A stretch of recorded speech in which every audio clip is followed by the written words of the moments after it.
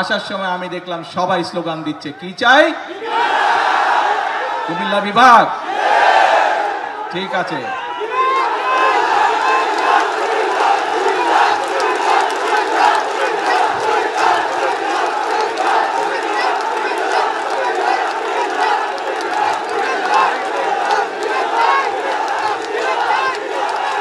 কথা শুনতে হবে তো, কথা না শুনলে কেমন করে হবে? কথা কি বলি শুনতে হবে তো মনোযোগ দিয়ে। এই দাবিটি যদি চিল্লালে লাভ হবে না ভাই, ঠান্ডা মাথায় কথা শুনতে হবে। এই দাবিটি যদি জনগণের দাবি হয়ে থাকে ইনশাল্লাহ তাহলে সেটির বাস্তবায়ন হবে। আর আপনারা দেখেছেন দেশ গঠন, সরকার গঠনের পরেই আমরা নির্বাচনের আগে বলেছিলাম সারা দেশে কৃষকদের যাদের কৃষি ঋণ 10,000 টাকা পর্যন্ত আছে সুদ সহ সেই ঋণ আমরা মওকুফ করব যদি আমরা সরকার গঠন করতে পারি। আমরা নির্বাচিত হওয়ার পরে সরকার গঠন করার পরে প্রথম 10 দিনের মধ্যে আমরা সেই জবান রেখেছি বাংলা, এবং সেটি আমরা মওকুফ করে দিয়েছি সরকার থেকে। তার ফলে বাংলাদেশের প্রায় 12 লক্ষ কৃষক, সারা বাংলাদেশে 12 লক্ষ কৃষক এর সুবিধাটি পেয়েছে। 12 লক্ষ কৃষকের সুদ এবং ঋণ দুটোই মওকুফ হয়ে গিয়েছে।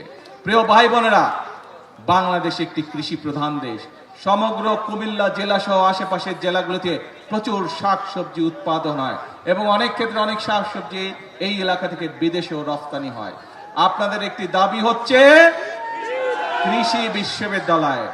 আমি আগামী কয়েকদিনের মধ্যে শিক্ষামন্ত্রীর সাথে কথা বলবো এবং সবকিছু বিবেচনা করে আমরা উদ্যোগ গ্রহণের চেষ্টা করব যত দ্রুত সম্ভব।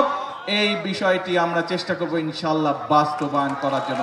কিন্তু কথা একটা আছে, ধৈর্য ধরতে হবে। ধৈর্য ধরতে হবে। বিগত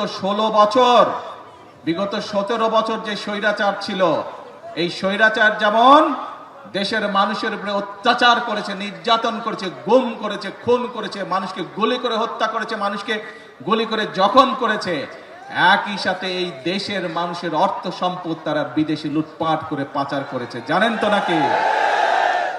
কাজেই দেশের মানুষের অর্থ সম্পদ লুটপাট করে পাচার করে দিয়েছে। সেই জন্য এই মুহূর্তে দেশের অর্থনৈতিক অবস্থা চাপের মুখে আছে।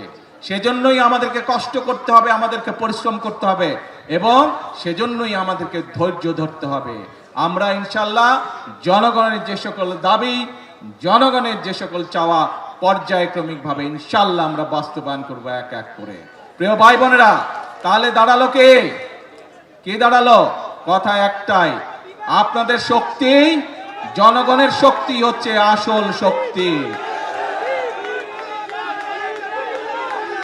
ভাই আমি তো বাংলায় বলছি, আমি তো ফার্সি ভাষায় বলি নাই, চাইনিজ ভাষায় বলিনি, বাংলা ভাষাই তো বলছি বিভাগের ব্যাপারে। তো ভাই চিৎকার করছো কেন?